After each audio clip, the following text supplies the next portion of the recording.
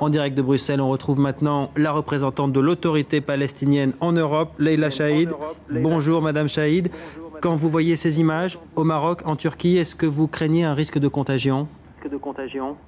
Écoutez, je crois que c'est les conséquences de la décision israélienne de faire ce massacre à Gaza au moment où il y aurait pu avoir des négociations pour reprendre le cessez-le-feu qui a finalement pendant 6 mois très bien réussi. Il n'a été rompu que le 19 décembre et je pense que l'armée israélienne avait en arrière-pensée le fait de laver le déshonneur de l'offensive contre le Liban en 2006, le rapport Vinograd, la perte de sa capacité de dissuasion militaire.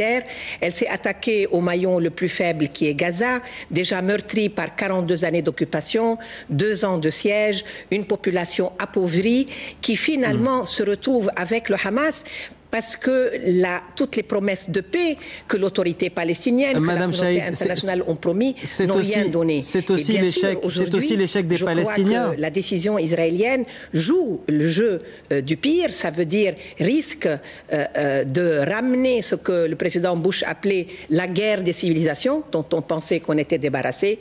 Et je crois que c'est très dangereux parce que ça peut déstabiliser beaucoup de régimes dans la région et surtout ramener cette vision d'une guerre de religion entre une civilisation musulmane et une autre judéo-chrétienne.